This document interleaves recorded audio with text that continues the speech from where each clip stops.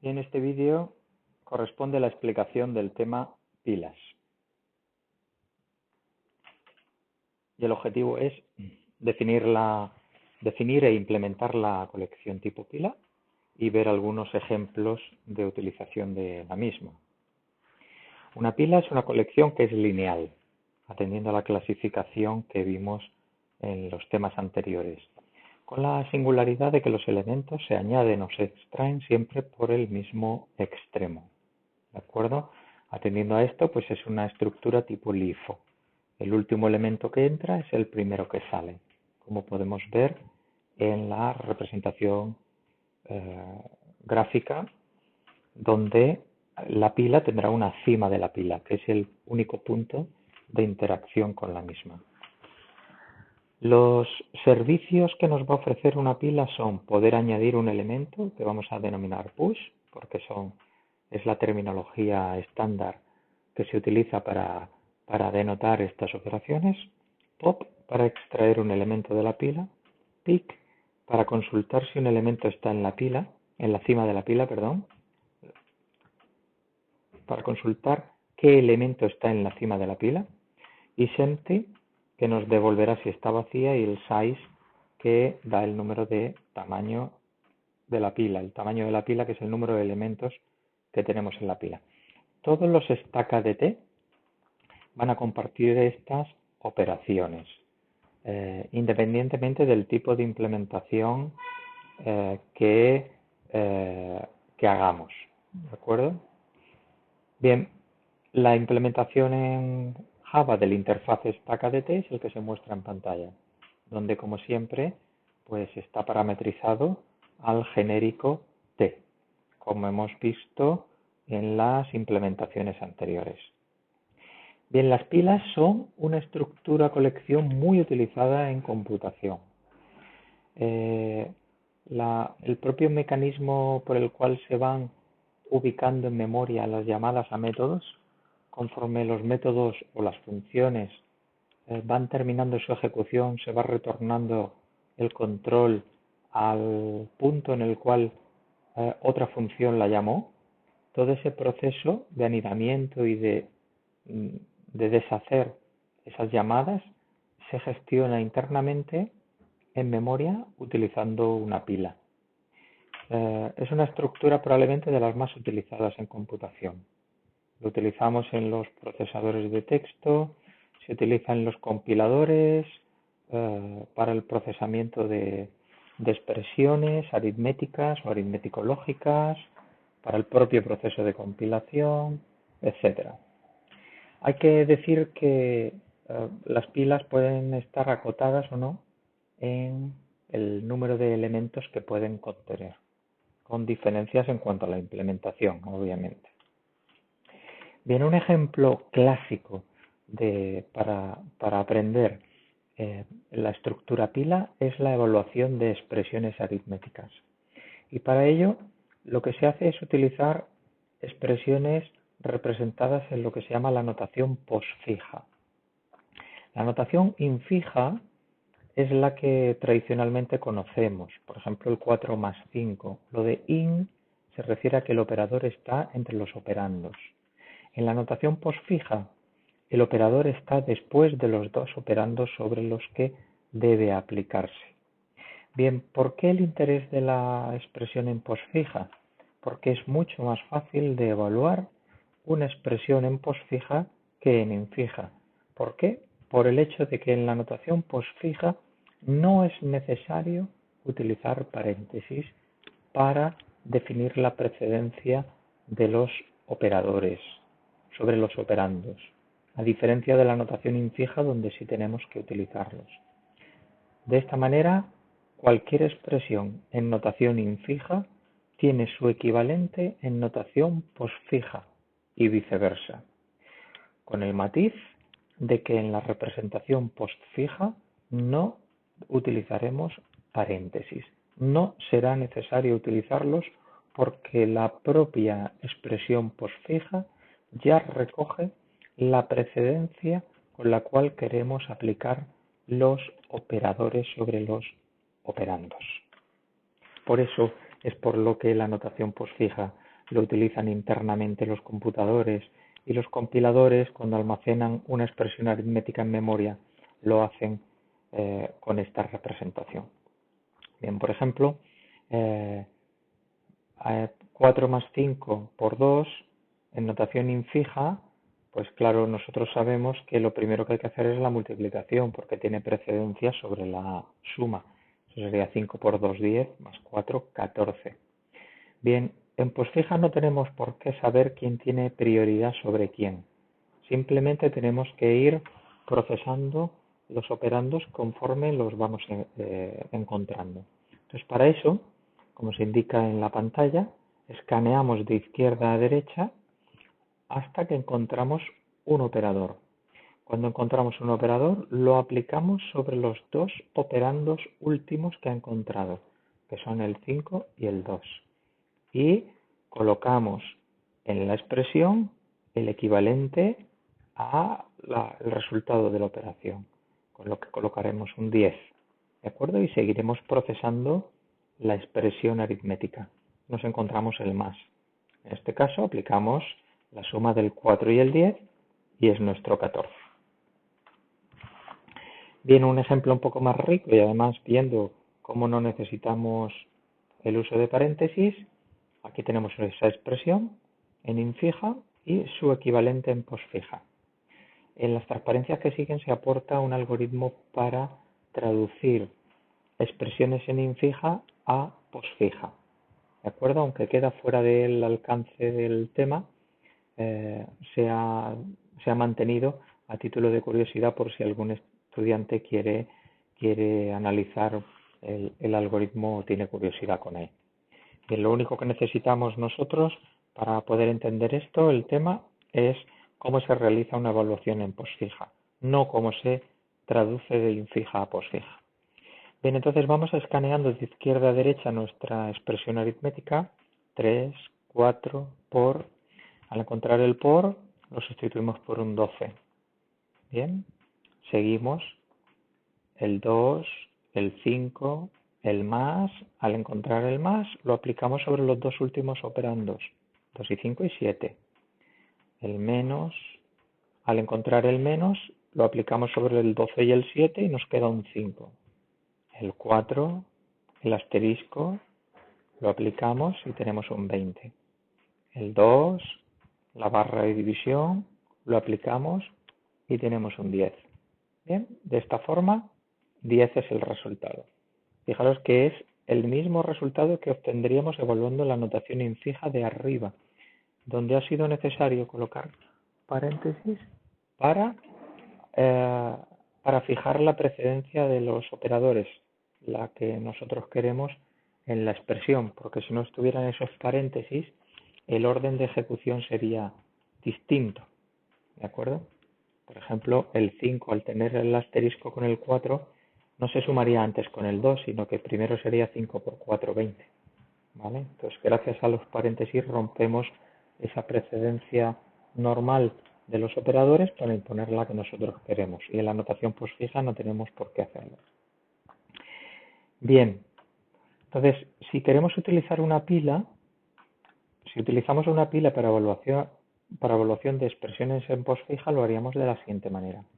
Escaneamos de izquierda a derecha, identificando cada token para saber si es un operador o un operando. Si es un operando, lo añadimos a la pila, con esa idea de que seguimos una estructura tipo LIFO.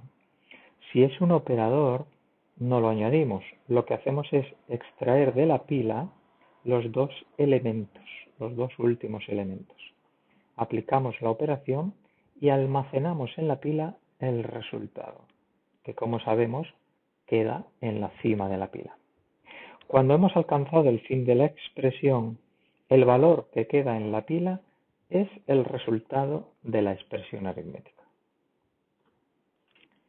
Bien, aquí lo podemos ver gráficamente. Nuestra cima es el menos 3. Imaginemos que tenemos que evaluar esta expresión de acá. Entonces apilamos el 7, después apilamos el 4, apilamos el menos 3, nos encontramos el asterisco, desapilamos, tenemos dos operandos. Y apilamos el resultado, un 12. apilamos el 1, apilamos el 5, nos encontramos el más, realizamos la operación sobre los dos últimos elementos de la pila y apilamos el resultado, que es un 6. Nos encontramos la división, el 12 entre el 6 es un menos 2, apilamos el menos 2. Nos encontramos la multiplicación, el 7 y el menos 2 es un menos 14, que lo apilamos en la pila. Seguimos evaluando la expresión, como no quedan elementos que procesar, ha terminado y directamente extraemos con pop de la pila el resultado de la expresión aritmética. Bien, aquí es donde tenéis el algoritmo descrito para pasar de infija a posfija, que dejo a título de curiosidad para que lo veáis con un ejemplo de transformación. Bien, entonces lo que vamos a ver es una implementación en la cual vamos a utilizar un array stack, una pila implementada mediante vectores. Acordaros que lo hicimos también con los conjuntos, que vimos una implementación primera basada en vectores y otra después en listas enlazadas. Array stack obviamente nos está implementando el interfaz stack ADT descrito anteriormente, y lo que vamos a tener son dos clases: postfix, que incluye el método main para arrancar la ejecución, donde obtenemos la expresión aritmética que queremos evaluar y demás, y luego una clase específica que es la que va a hacer de evaluación en la expresión postfija. Bien, entonces este evaluador en postfija va a utilizar una pila atendiendo al procedimiento que os he descrito hace un momento. Bien, la clase postfija con nuestro main, leemos por teclado, ¿vale? Y aquí creamos el escáner para leer por teclado, lo podemos hacer de cualquiera de las otras formas que conocemos. Creamos el objeto evaluador en postfija, que veremos ahí a continuación la implementación. Leeremos por teclado la expresión aritmética que queremos evaluar. Le diremos a nuestro evaluador que la evalúe, esa expresión. Nos producirá un resultado y ese resultado es el que mostraremos en pantalla. Le preguntaremos al usuario si quiere repetir la operación y se leerá otra expresión hasta que termine. Bien, el evaluador en postfija está implementado de la siguiente forma. Tenemos con estas constantes los operadores, ¿vale? Por facilidad declaramos los operadores, como veis aquí. Declaramos también nuestro objeto pila, que fijémonos que está parametrizado para el tipo para almacenar enteros. Bien. El genérico, ya sabéis que yo no puedo almacenar el dato primitivo int. Tengo que almacenar object. Entonces integer me hace de envolvente para poder almacenar un entero. Bien, entonces cuando creo este objeto, lo que tengo que hacer es crear una pila atendiendo a la parametrización que hemos comentado. Bien, la evaluación de la expresión aritmética, el método, será de la siguiente forma. Recibimos la expresión aritmética, lo que hacemos es utilizar string tokenizer como otras veces para ir extrayendo los tokens. Cada token va a ser o un operando o un operador, ¿de acuerdo? Porque operando y operadores están separados por un espacio en blanco. Es la única forma que vamos a tener de poder implementarlo en esta versión. Pues mientras tenga más tokens, extraemos el siguiente token, preguntamos si es un operador, ¿vale? Esta es un método que veremos implementado después, es muy sencillo. Si es un operador, entonces lo que hacemos es de nuestra pila extraer los dos últimos valores apilados, y como el pop nos devuelve un integer, para extraer el tipo primitivo int, pues hacemos uso del método intValue, que nos proporciona la clase de Java integer. De manera que en operando 2 y operando 1 tengo los dos últimos valores de la cima de la pila. Llamo a mi método evaluar, en el cual le paso los dos operandos, bien, y tenemos que pasarle el operador que queremos aplicar. Bien, el operador se acaba de leer aquí y se acaba de extraer acá, pero token es de tipo string. Sin embargo, los operadores hemos visto que están declarados de tipo char, porque es un solo carácter. Entonces lo que tengo que hacer es del string extraer el carácter que está en la posición 0. ¿De acuerdo? Solamente tienen un carácter. No hay nadie en la posición 1 ni 2. Pero como es un string, para pasarlo a carácter esta es la manera más sencilla y segura. Entonces, este es el operando y estos son, este es el operador y estos son los dos operandos. Aquí tenemos el resultado. ¿Vale? Entonces lo que hago es, siguiendo el algoritmo de antes, apilar el resultado creándolo como en integer en mi pila. Bien, si no es un operador, entonces directamente por el algoritmo anterior lo que tenemos que hacer es apilar el entero, el objeto integer que tengo que extraer de un string. ¿Veis? Es un poco farragoso, pero son los pasos que tengo que seguir. El string, convertirlo a un int primitivo. Y el int primitivo, convertirlo a un integer como objeto envolvente, para poder apilarlo en nuestra pila. El método de ver si es un operador es una simple comprobación de equals de cada uno con cada uno de los operadores, y evaluar, que es el método que hemos visto aquí, la evaluación es un simple switch para devolver el valor que corresponda. Fijaros que podríamos extender nuestro evaluador para considerar otras operaciones que fueran siempre binarias, con dos argumentos. Las unarias no podríamos aplicarlo de esta forma, tendríamos que hacer una pequeña modificación en el algoritmo. Bien, entonces fijémonos en que hemos utilizado ArrayStack sin saber cómo está implementada. Esa es la gracia de la filosofía. Nosotros estamos teniendo en cuenta nada más el interfaz ZDT. Y hemos utilizado una implementación que es la de ZDT no, StackADT. Y hemos utilizado una implementación que es la de ArrayStack. ¿Vale? Pero que nos da exactamente igual cómo se trajine internamente la gestión de la pila a través del vector, porque los servicios que hemos utilizado de la pila están basados exclusivamente en términos de la interfaz StackADT. Otro ejemplo muy bonito es el de atravesar un laberinto. Bien, pues vamos a imaginar que tenemos un laberinto bidimensional como el que se muestra, donde el 0 es pared y el 1 es pasillo.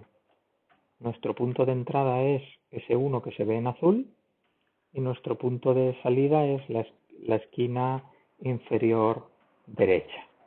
¿De acuerdo? Entonces tenemos que encontrar el camino desde la entrada hasta la salida.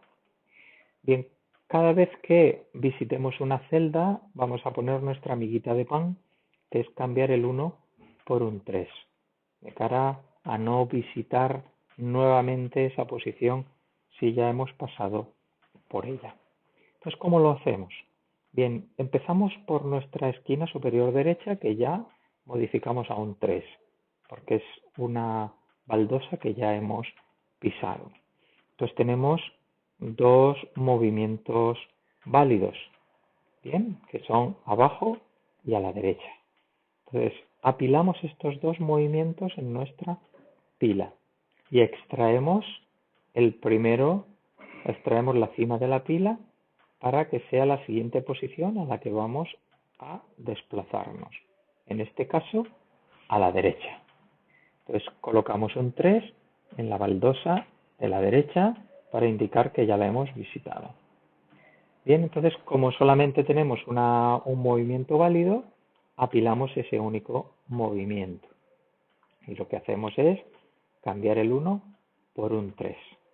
Bien, y nos movemos a la derecha. En esta posición no tenemos elementos que apilar porque no hay continuación de pasillo. ¿De acuerdo? Con lo que tenemos que hacer es volver atrás. ¿Y eso cómo lo hacemos? Pues lo hacemos desapilando. Bien, extraemos de la cima de la pila la última posición marcada en la que estuvimos, ¿de acuerdo? Que es la anterior. Y a partir de ahí seguimos aplicando el algoritmo, avanzando a la celda que corresponde, que sea la que nos devuelva la cima de la pila, y continuando a atravesar el laberinto, añadiendo todas las celdas adyacentes con valores 1. ¿De acuerdo? Bien, entonces, ¿cómo lo implementamos esta idea? ¿Cómo lo implementamos? Lo primero que vamos a tener en cuenta es que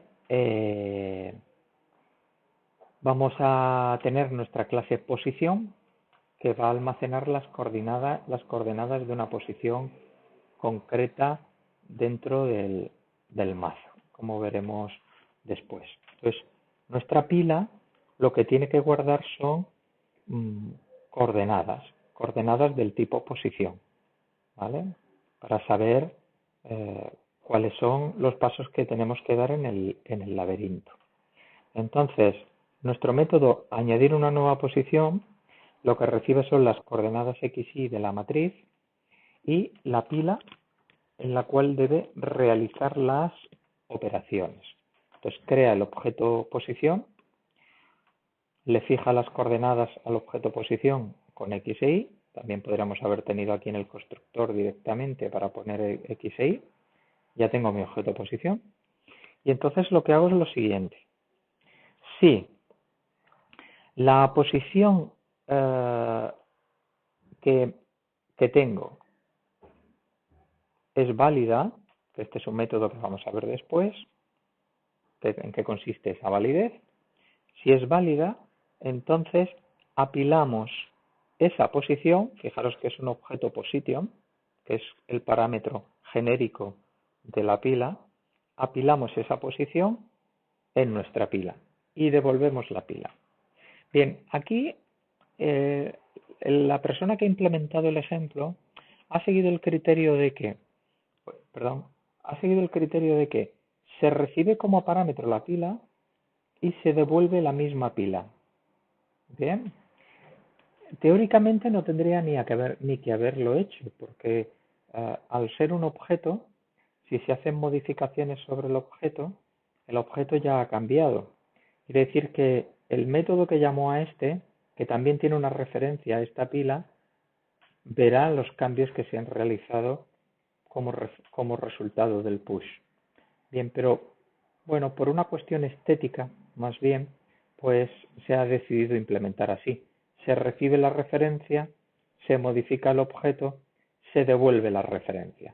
Pero insisto en que no es estrictamente necesario, dado que los objetos ya se pasan por referencia. Bien, entonces, atravesar el mazo, el laberinto sería de la siguiente forma. Creo la pila parametrizado objetos posición. Bien. Creo la posición por defecto, que es la 00. Añado esa posición en la pila. Ese es mi punto de partida. Y mientras no esté terminado, luego veremos lo que es el terminado. El terminado se alcanza cuando estoy en la celda inferior derecha del laberinto. ¿De acuerdo? Fijaros que es la última fila en la última columna. Cuando estoy en la última fila, última columna, entonces ya se ha terminado y no continuará el bucle. Pero mientras tanto, ¿qué hago? Extraigo de la cima de la pila la posición concreta, ¿vale? Cuando es el principio de la ejecución, esta posición es la coordenada 0, 0. Bien, de momento ya la marco como visitada, que es el 3 que veíamos visualmente. En esa posición XY de la matriz ya marco que está visitada. Si es la casilla de salida, hemos terminado. Si no, lo que hago es llamar 4 veces a añadir nueva posición. ¿Con qué? Con los 4 vecinos que tengo a partir de mi coordenada XY, que es una posición más abajo, más arriba, una posición más abajo, una posición más a la izquierda y una posición más a la derecha. ¿Vale? Fijaros que algunas de estas pueden no ser válidas porque me salga de la matriz o porque sea una pared. En ese caso, añadir nueva posición no tendrá efecto sobre la pila. Recordad que este es el método que estábamos viendo aquí, que recibe la pila y devuelve la pila con esta posición añadida, pero solo la añade si la posición es válida. ¿De acuerdo? Entonces yo hago los 4 intentos. Entonces, esta pila que estoy pasando aquí es la que tengo aquí. La devuelvo aquí. Puede que venga intacta o puede que venga con una posición añadida. Esa es la que entra por aquí y sale aquí. Entra aquí, sale aquí. Entra aquí y sale aquí. ¿De acuerdo? Y con eso terminaría este paso concreto. Bien, entonces, mediante esta secuencia, fijaros que voy desapilando, pongo un 3, veo si es el destino, si no, vuelvo a apilar todos los que pueda, vuelvo otra vez a desapilar. Claro, pensad que siempre que desapilo es porque desapilo posiciones que son unos o posiciones que son treses, ¿vale? Nunca van a ser posiciones 0, porque las posiciones 0 no se apilan porque no son posiciones válidas. Bien, la implementación del método de que sea válido es esta de acá. Tiene que ser que si estar dentro de los límites de la matriz y además que haya un 1, entonces será un true. Si no, devolveré lo que estaba inicialmente inicializado en la variable y será un false. Este es un toString para imprimir la matriz, para que podáis ejecutarlo y probarlo. Bien, y esta es la clase con el main, donde se crea el objeto laberinto y se invoca el método atravesar el laberinto. ¿De acuerdo? Bueno, vamos a ver la implementación. A pesar de que en el ejemplo anterior hemos utilizado a ArrayStack, vamos a ver la implementación de las pilas utilizando enlaces. Entonces, para ello, pues consideraremos el uso también de la clase LinearNode que vimos anteriormente para las listas enlazadas, ¿vale? Y esta es la idea, es saber que nuestra estructura pila solamente tenemos la referencia a la cima de la pila. Es nuestro punto de interacción con la pila. Entonces, cada vez que hago push, lo que hago es añadir una pareja, como esta. Este es el linear node y este es el elemento tipo T. Y exactamente como manejábamos con las listas enlazadas. Bien, entonces, la pila con enlaces implementa ZDT, maneja una variable que llamamos top, que es de tipo LinearNode, igual que hicimos con las listas enlazadas, y el procedimiento será de la siguiente manera. Cuando queramos añadir un elemento de tipo T, lo que hacemos es crear un nodo parametrizado con ese elemento, le decimos a ese nodo que su siguiente es el nodo cima de la pila y reubicamos la referencia cima de la pila para que apunte al nuevo nodo que acabo de crear. E incrementamos el contador en una unidad, variable que nos puede ser útil para implementar otros métodos. El pop puede lanzar que la pila esté vacía. Si está vacía, lanzamos una excepción. Bien, el resultado que vamos a devolver al final es el getElement que tenemos que hacer sobre el linear node apuntado por la referencia top. Y después lo que tenemos que hacer es mover top para que apunte al siguiente, de forma que el valor de la cima de la pila, el nodo, se pierda. Aquí lo podemos ver. Fijaros, yo tengo esta pila, entonces si hago pop, voy a devolver el 97. Top es la referencia que me está apuntando a este nodo. Entonces, lo que tenemos que hacer es avanzar top. De manera que top apunta al siguiente del 97, que es el 23. Entonces, top va a quedar apuntando a este nodo. ¿Vale? Y este nodo de acá se lo va a zampar el recolector de basura. Bien, entonces estos son los el resto de operaciones que habría que implementar. Pick es similar a pop, con la diferencia de que no tocamos la pila, solamente observamos y devolvemos el valor de la cima. isEmpty lo podemos implementar bien viendo que top sea null o que el contador sea 0. Size necesitamos la variable contador.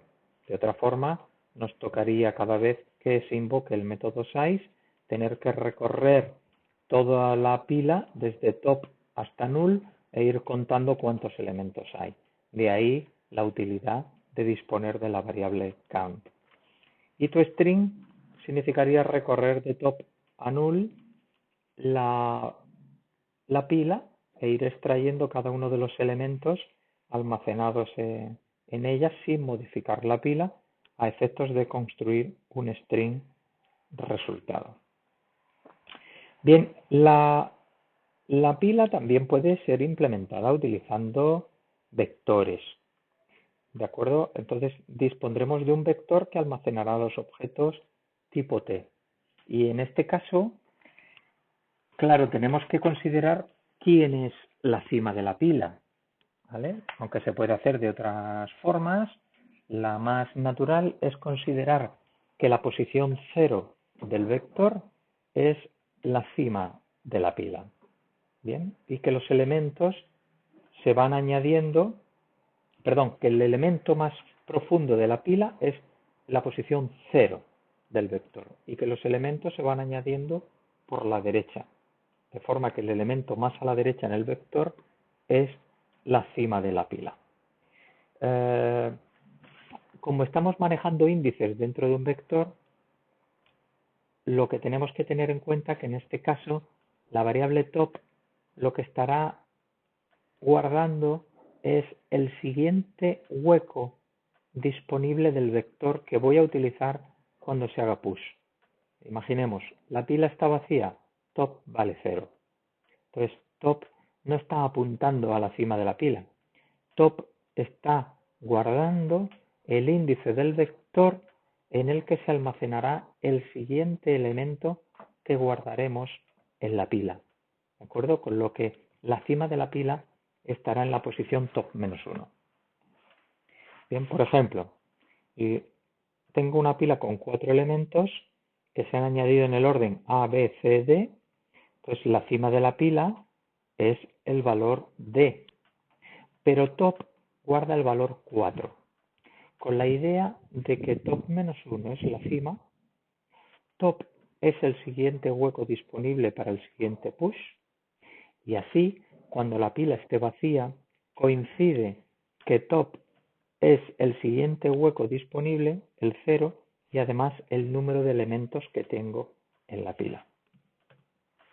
Bien, veamos la implementación.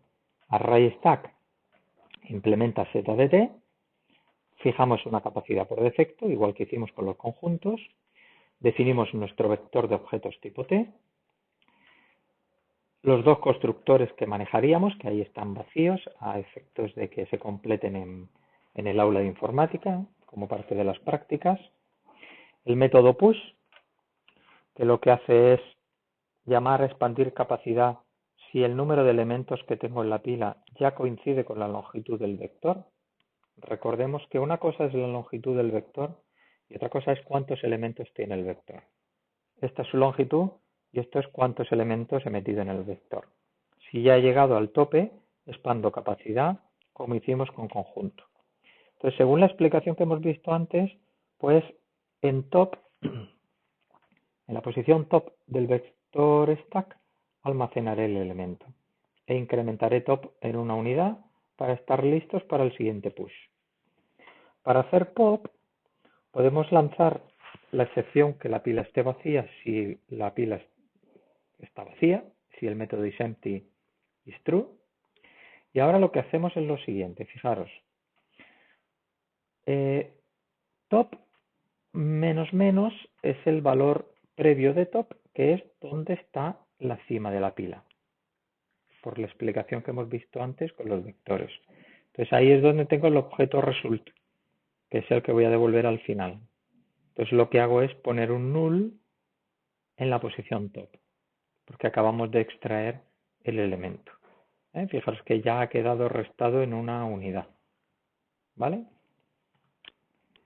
Bien, Java proporciona, como para el resto de colecciones que hemos visto anteriormente, proporciona implementaciones ya para esta estructura de tipo pila. Está en javautil.stack. Os animo a que le echéis un vistazo para ver cuáles son los métodos de los que dispone. Fijaros el interés de que nosotros hemos dado una implementación, bueno, dos implementaciones mediante vectores, mediante enlaces a esta estructura tan conocida. ¿De acuerdo? Con lo que profundizamos en el manejo de las estructuras de datos y en el uso del lenguaje de programación. Hay que decir que nuestra implementación es más purista que la que utiliza Java, porque la clase pila está montada como una especialización de la superclase vector, que ofrece muchísimos más métodos. Entonces, en Java los métodos se heredan obligatoriamente, con lo que nuestra estructura pila de java.util dispone de muchos más métodos de los que hemos visto en nuestra interfaz. Esto desde algún punto de vista purista es una peor implementación porque estamos haciendo que algo herede de algo que no lo es exactamente. O sea, una pila no es una especialización de vector, porque entonces pila tendría más métodos de los que tiene vector, pero no es el caso. Pila tiene menos métodos de los que tiene vector, porque tiene los suyos, los propios. Pero la implementación que hace Java es desde un punto de vista puramente de reuso de código, sin atender a la coherencia semántica que fija la herencia, que sí hemos preservado nosotros en la implementación. También hay que decir que Stack de JavaUtil pues tiene expansión automática para el dimensionamiento en tiempo de ejecución según se necesite. Exactamente igual a como hemos hecho nosotros. Bien, y con esto termina la explicación.